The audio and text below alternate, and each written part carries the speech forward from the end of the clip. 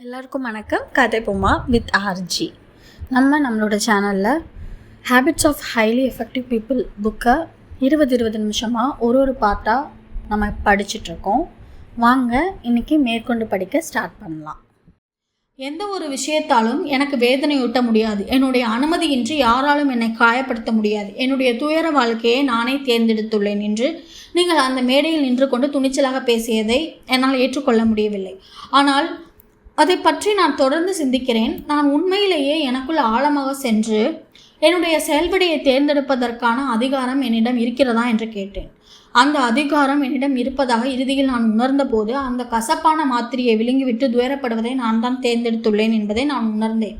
அதோடு துயரப்படாமல் இருப்பதை தேர்ந்தெடுக்கவும் என்னால் முடியும் என்பதை நான் உணர்ந்தேன். அக்கணத்தில் நான் எழுந்து நின்றேன்.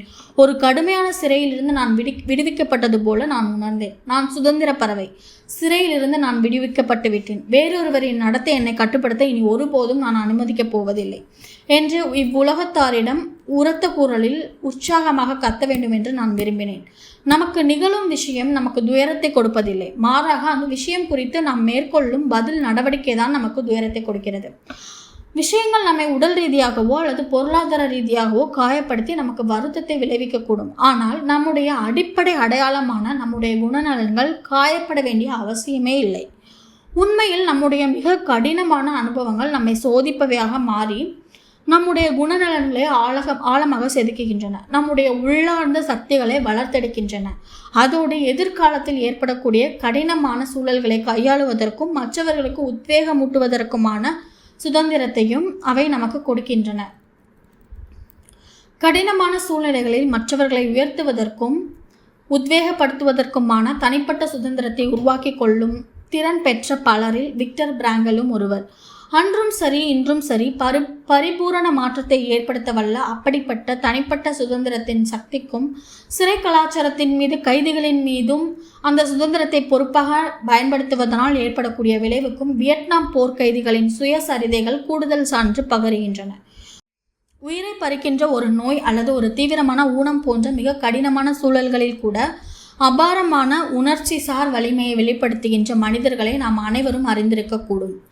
அவர்களுடைய நாணயம் நம்மை எவ்வளவு தூரம் உத்வேகப்படுத்துகிறது. யாரோ ஒருவர் தன்னுடைய துன்பத்தையும் சூழலையும் தாண்டி சென்று வாழ்க்கையை மேம்படுத்துகின்ற, உயர்த்துகின்ற மற்றும் உத்வேகப்படுத்துகின்ற ஒரு விளிமியத்தை உட்கிரகித்து கொண்டும் அதை வெளிப்படுத்தி கொண்டும் இருக்கிறார் என்ற விழிப்புணர்வை விட அதிகமான நீண்டகால தாக்கத்தை வேறு எந்த ஒரு விஷயத்தாலும் ஏற்படுத்த முடியாது. எங்களுடைய இனிய தோழியான கேரல் புற்றுநோய்க்கு ஆளாகியிருந்த ஒரு சமயத்தில் நானும் என் மனைவியும் அவரிடமிருந்து அதிக உத்வேகம் பெற்றோம். 25 ஆண்டுகளாக அவரும் என் மனைவியும் சிறந்த தோழிகளாக இருந்து வந்திருந்தனர்.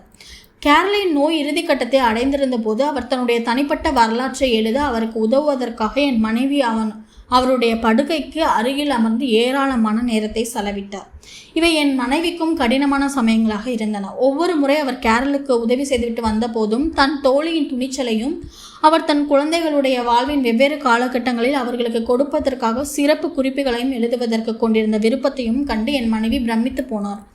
வலியை போக்குவதற்கான மாத்திரைகளை கேரல் வெகு குறைவாகவே உட்கொண்டார். மனத்தளவிலும் உணர்ச்சியளவிலும் தான் எப்போதும் விழிப்புணர்வுடன் இருக்க வேண்டும் என்று அவர் விரும்பினார். பிறகு அவர் ஒரு டேப் ரெக்கார்டில் மெல்லிய குரலில் பேசினார். சில சமயங்களில் அவர் என் மனைவியிடம் நேரடியாக பேசினார். கேரல் முன்யோசனையுடனும் துணிச்சலுடன் மற்றவர்கள் குறித்து அக்கறையோடும் இருந்தார். தன்னை சுற்றி இருந்த பலருக்கு அவர் உத்வேகத்தின் ஊற்றாக விளங்கினார். அவர் இறப்பதற்கு முதல் நாள் நான் அவருடைய கண்களை ஆழமாக பார்த்த அனுபவத்தை என்னால் ஒருபோதும் மறக்க முடியாது. அந்த அளப்பரிய வேதனைக்கு நடுவிலும் அவரிடம் இருந்த அபரிவிதமான உள்ளார்ந்த மதிப்பை என்னால் உணர முடிந்தது. குணநலன்கள், பங்களிப்பு, சேவை, அன்பு, அக்கறை, நன்றி உணர்வு ஆகியவற்றை உள்ளடக்கிய ஒரு வாழ்க்கையை அவருடைய கண்களில் என்னால் காண முடிந்தது. அபாரமான மனப்போக்கை கொண்ட அன்பையும் மனிதாபிமானத்தையும் வெளிப்படுத்திய கடைசி வரை ஈடு இணையற்ற வழிகளில் சேவை புரிந்த இறந்து கொண்டிருந்த ஒரு தனிநபரின் முன்னிலையில் இருந்த அனுபவம் எத்தனை பேருக்கு கிட்டியுள்ளது என்று கடந்த பல வருடங்களாக என்னுடைய குழுவினர் பலரிடம் நான் கேட்டு வந்துள்ளேன். வழக்கமாக பார்வையாளர்களின் 4 பகுதியினர் மட்டுமே தங்களுக்கு அப்படிப்பட்ட அனுபவம் கிடைத்ததாக கூறுவர். பிறகு எத்தனை பேரால் அந்த தனிநபர்களை ஒருபோதும் மறக்க முடியாது என்றும் அவர்களுடைய துணிச்சலால் உத்வேகம் பெற்று மனம் நெகிழ்ந்து அதிக உன்னதமான சேவைகளை புரிவதற்கும் மனிதாபிமானத்தை வெளிப்படுத்துவதற்கும் ஆழமாக ஊக்குவிக்கப்பட்டு குறைந்தபட்சம் தற்காலிகமாக எத்தனை பேர் மாறியுள்ளனர் என்றும் நான் கேட்பேன். அந்த கேள்விக்கும் கிட்டத்தட்ட அதே நபர்கள் தான் பதிலளிப்பார்கள். வாழ்வில் 3 மைய விழுமியங்கள் இருப்பதாக விக்டர் பிராங்கல் கூறியுள்ளார். முதலாவது அனுபவ ரீதியான நமக்கு என்ன நிகழ்கிறது என்பதை பற்றியது அது. இரண்டாவது படைப்பு ரீதியானது, நாம் இவ்வுலகில் படைப்பவற்றை பற்றியது அது. மூன்றாவது மனப்போக்கு ரீதியானது, உயிரை பறிக்கின்ற நோய்கள் போன்ற கடினமான சூழல்களில் நாம் நடந்து கொள்ளும் விதத்தை பற்றியது அது. கருத்து கண்ணோட்டத்தின் அடிப்படையில் பார்த்தால் மனப்போக்கு ரீதியான விழுமியம்தான் மிக உயர்ந்தது என்று பிராங்கலின் கருத்தை மக்களுடனான என்னுடைய சொந்த அனுபவம் உறுதி செய்வதாக உள்ளது. பிராங்கலின் கருத்தை வேறு வார்த்தைகளில் கூறினால், வாழ்வில் நாம் எதிர்கொள்ளுகின்ற விஷயங்களுக்கு நாம் எவ்வாறு செயல்விடை அளிக்கிறோம் என்பதுதான் மிகவும் முக்கியம். பெரும்பாலான நேரங்களில் கடினமான சூழல்கள் நம்முடைய கண்ணோட்டத்தில் மாற்றங்களை ஏற்படுத்துகின்றன. மக்கள் இப்புதிய கண்ணோட்டத்தின் ஊடாக இவ்வுலகத்தையும் அதில் தங்களையும் மற்றவர்களையும் வாழ்க்கை தங்களிடமிருந்து எதிர்பார்க்கின்ற விஷயத்தையும் பார்க்கின்றனர். அவர்களுடைய உயர்ந்த கண்ணோட்டம்தான் நம் அனைவரையும் உயர்த்துகின்ற மற்றும் ஊக்குவிக்கின்ற மனப்போக்கு ரீதியான விழுமியங்களை பிரதிபலிக்கிறது. தன்முனைப்புடன் செயல்படுதல், செயல் நடவடிக்கை எடுப்பதுதான் நம்முடைய அடிப்படை இயல்பு. குறிப்பிட்ட சூழல்களுக்கான பதில் நடவடிக்கையை தேர்ந்தெடுப்பதற்கு இது நமக்கு சக்தியூட்டுவது போல, சூழல்களை உருவாக்குவதற்கும் இது நமக்கு ஆற்றல் அளிக்கிறது. தன் முனைப்புடன் செயல்படுவது என்பதற்கு வலுக்கட்டாயப்படுத்துவது, ஆக்ரோஷமாக செயல்படுவது, சகிப்புத்தன்மையின்றி செயல்படுவது என்று பொருளல்ல. விஷயங்களை நிகழ்த்துவதற்கான பொறுப்பை நாம் அங்கீகரிப்பது என்பதுதான் இதன் பொருள். தங்களுடைய தற்போதைய வேலையை விட அதிக சிறப்பான வேலையை விரும்பிய பலருக்கு கடந்த பல வருடங்களாக நான் ஆலோசனை வழங்கி வந்திருக்கிறேன். செயல்திறன் தேர்வில் கலந்து கொள்ளுதல், தொழில்துறை குறித்து ஆய்வு செய்தல் ஆகியவற்றோடு தாங்கள் சேர விரும்புகின்ற நிறுவனம் எதிர்கொண்டுள்ள குறிப்பிட்ட பிரச்சனைகளை ஆய்வு செய்து அப்பிரச்சனைகளை தீர்ப்பதற்கு தங்கள் திறன்கள் எவ்வாறு உதவும் என்பதை காட்டக்கூடிய வரைபடங்களுடன் எடுத்துரைக்கின்ற ஆற்றல் வாய்ந்த ஒரு விளக்கத்தை உருவாக்குதல் போன்ற தன்முனைப்பான காரியங்களை செய்வதற்கு நான் அவர்களை ஊக்குவிக்கிறேன். இதற்கு தீர்வு விற்பனை என்று பெயர். வியாபார வெற்றியில் இது ஒரு முக்கிய கண்ணோட்டமாகும். வழக்கமாக இதன் விளைவாக ஏற்படுவது ஒப்பந்தம்தான். இப்படிப்பட்ட ஒரு அணுகுமுறை தங்களுடைய வேலை அல்லது முன்னேற்றத்திற்கான வாய்ப்புகள் மீது எப்படிப்பட்ட சக்தி வாய்ந்த தாக்கத்தை ஏற்படுத்தும் என்பதை பெரும்பாலான மக்களால் பார்க்க முடிகிறது. ஆனால் அவர்களில் பலர் அதை நிகழ்த்துவதற்கு தேவையான நடவடிக்கைகளை மேற்கொள்ளவும் தன்முனைப்புடன் செயல்படவும் தவறிவிடுகின்றனர். செயல்திறன் தேர்வை எங்கே சென்று எழுத வேண்டும் என்று எனக்கு தெரியவில்லை. தொழில்துறை மற்றும் நிறுவன பிரச்சனைகளை நான் எவ்வாறு ஆய்வு செய்வது? யாரும் எனக்கு உதவ விரும்பவில்லை.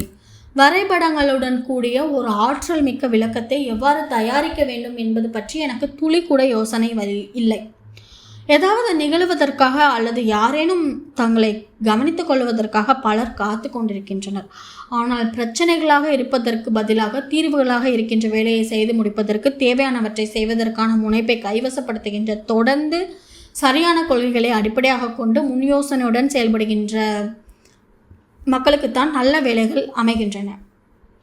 மக்களை பொறுப்பேற்றுக் கொள்ள வைப்பது என்பது அவர்களை சிறுமைப்படுத்தும் விஷயம் அல்ல, மாறாக அவர்களை உயர்த்தும் விஷயமாகும். முன்யோசனையுடன் செயல்படுதல் என்பது மனித இயல்பு. அவ்வாறு செயல்படுவதற்கான தசைகள் செயல்படாமல் உறங்கி கிடந்தாலும் அவை நிச்சயமாக இருக்கின்றன. மற்றவர்களுடைய முன்யோசனையுடன் செயல்படுகின்ற தன்மையை மதிப்பதன் மூலமாக சமுதாய கண்ணாடியிலிருந்து குறைந்தபட்சம் ஒரே ஒரு தெளிவான பிரதிபலிப்பையாவது நாம் அவர்களுக்கு கொடுக்கிறோம். தனிநபரின் பக்குவ நிலையை நாம் கணக்கில் எடுத்துக்கொள்ள வேண்டியது அவசியம். உணர்ச்சி ரீதியாக இன்னொருவரை சார்ந்திருக்கின்ற மக்களிடம் அதிக படைப்பு திறனுடன் கூடிய ஒத்துழைப்பை நம்மால் எதிர்பார்க்க முடியாது. ஆனால் குறைந்தபட்சம் அவர்களுடைய அடிப்படை இயல்பை வலியுறுத்தி அவர்கள் சுதந்திரமான வழிகளில் வாய்ப்புகளை கைவசப்படுத்தி தங்களுடைய பிரச்சனைகளை தீர்த்து கொள்வதற்கான ஒரு சூழலை நம்மால் உருவாக்க முடியும். செயலில் இறங்குங்கள். தன்முனைப்புடன் செயல்படுபவர்களுக்கும் அவ்வாறு செய்யாதவர்களுக்கும் இடையேயான வேறுபாடு இரவுக்கும் பகலுக்கும் இடையே உள்ள அதே வேறுபாடு தான். 25லிருந்து 50% ஆற்றல் வேறுபாட்டை பற்றி நான் பேசவில்லை. 5000க்கும் அதிகமான சதவீத ஆற்றல் வேறுபாட்டை பற்றி தான் நான் இங்கு பேசிக் கொண்டிருக்கிறேன். குறிப்பாக அவர்கள் சாதுரியமானவர்களாகவும் விழிப்புணர்வு கொண்டவர்களாகவும் மற்றவர்களின் உணர்ச்சிகளை புரிந்து நடந்து கொள்பவர்களாகவும் இருக்கும் பட்சத்தில் உங்கள் வாழ்வில் ஆற்றலுக்கான உற்பத்தி திறன் சமநிலையை உருவாக்குவதற்கு தன்முனைப்பு அவசியம். இந்த 7 பழக்கங்களையும் உருவாக்குவதற்கு தன்முனைப்பு அவசியம். மற்ற 6 பழக்கங்களையும் நீங்கள் ஆய்வு செய்யும் போது அவை ஒவ்வொன்றும் உங்களுடைய முன்யோசனை தசைகளின் வளர்ச்சியை சார்ந்துள்ளதை நீங்கள் காணுவீர்கள். செயலில் இறங்குவதற்கான பொறுப்பை அவை ஒவ்வொன்றும் உங்கள் மீது சுமத்துவதை நீங்கள் காணுவீர்கள்.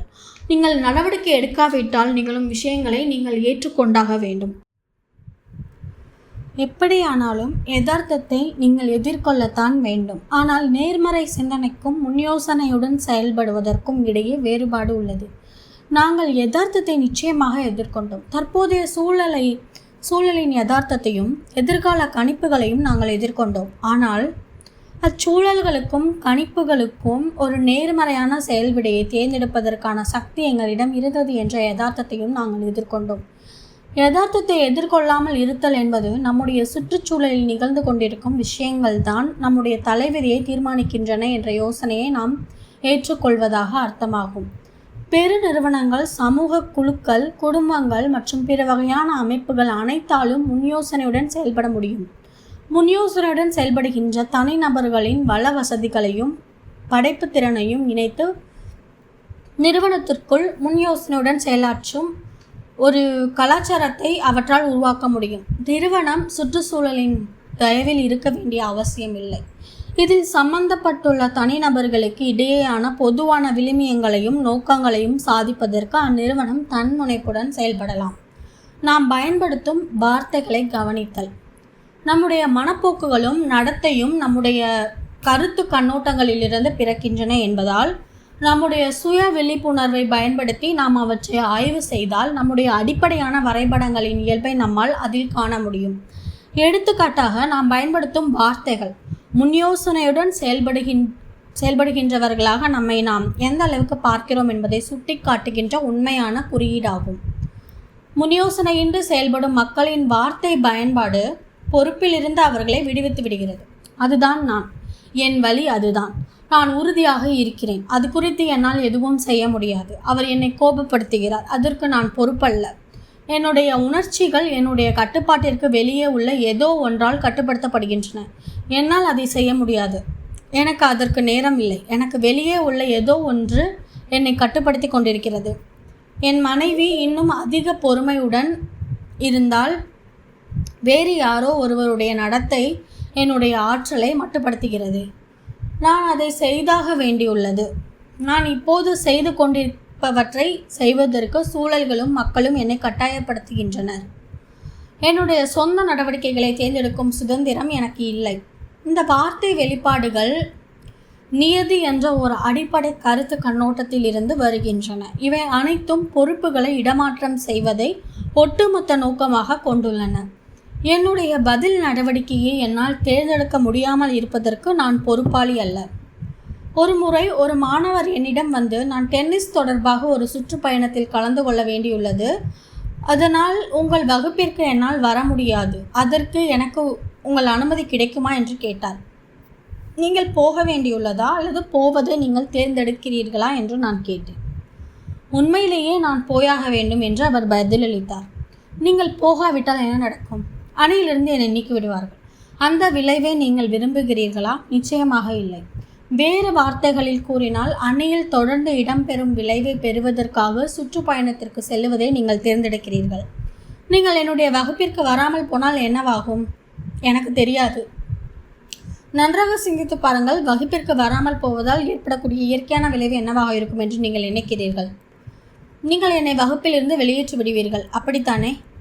அது ஒரு சமுதாய ரீதியான விளைவாக இருக்கும். அது செயற்கையானது. டென்னிஸ் அணியில் நீங்கள் பங்கு கொள்ளாவிட்டால் உங்களால் விளையாட முடியாமல் போய்விடும். அது இயற்கையானது. ஆனால் நீங்கள் என் வகுப்பிற்கு வராவிட்டால் அதனால் ஏற்படும் இயற்கையான விளைவு என்னவாக இருக்கும்? கற்பதை நான் தவற விட்டு விடுவேன் என்று நினைக்கிறேன். மிகவும் சரி. நீங்கள் இவ்விரண்டு விளைவுகளையும் எடை போட்டு பார்த்து ஏதேனும் ஒன்றை தேர்ந்தெடுக்க வேண்டும். உங்களிடத்தில் நான் இருந்தால் டென்னிஸ் பயணத்தில் கலந்து கொள்ளுவதைத்தான் நான் தேர்ந்தெடுப்பேன். ஆனால் எதையும் நீங்கள் செய்தாக வேண்டும் என்று ஒருபோதும் கூறாதீர்கள். சரி, டென்னிஸ் சுற்றுப்பயணத்தில் கலந்து கொள்ளுவதை நான் தேர்ந்தெடுக்கிறேன் என்ற பணிவான பதில் அந்த மாணவரிடமிருந்து வந்தது. அப்படி என்றால் நீங்கள் என்னுடைய வகுப்பை தவறவிடப் போகிறீர்களா என்று நான் வேடிக்கையாக கேட்டேன். முன் யோசனையின்றி செயல்படுபவர்களின் மொழி. என்னால் செய்யக்கூடியது எதுவும் இல்லை. நான் அப்படித்தான். அவர் என்னை மிகவும் கோபப்படுத்துகிறார். அவர்கள் அதை அனுமதிக்க மாட்டார்கள். நான் அதை செய்தாக வேண்டும். என்னால் முடியாது. நான் செய்தாக வேண்டியுள்ளது. இப்படி மட்டும் இருந்திருந்தால். முன் யோசனையுடன் செயல்படுபவர்களின் மொழி. நாம் நம்மிடம் உள்ள மாற்று வழிகளை பார்க்கலாம். வேறொரு அணுகுமுறையை என்னால் தேர்ந்தெடுக்க முடியும். நான் என்னுடைய சொந்த உணர்வுகளை கட்டுப்படுத்துகிறேன். வரைபடங்களுடன் கூடிய ஒரு ஆற்றல் மிக்க விளக்கத்தை என்னால் முன்வைக்க முடியும். ஒரு பொருத்தமான பதில் நடவடிக்கையை நான் தேர்ந்தெடுப்பேன். நான் தேர்ந்தெடுக்கிறேன். நான் அதை விரும்புகிறேன். நான் செய்வேன். முன்யோசனையற்ற வார்த்தைகள் ஒரு சுய தீர்க்க தரிசனமாக ஆகிவிடுவது அதிலுள்ள ஒரு பெரிய பிரச்சனையாகும்.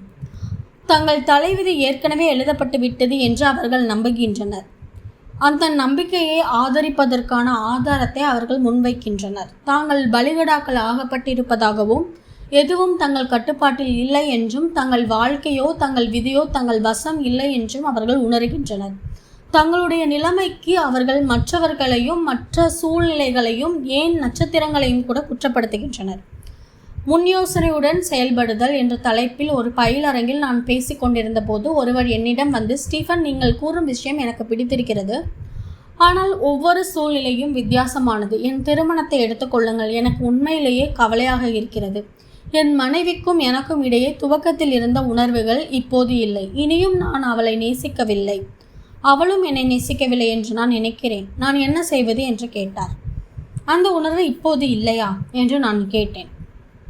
ஆம் என்று அவர் வலியுறுத்திவிட்டு, எங்களுக்கு 3 குழந்தைகள் உள்ளனர். எங்களுக்கு அவர்களை பற்றி கவலையாக உள்ளது.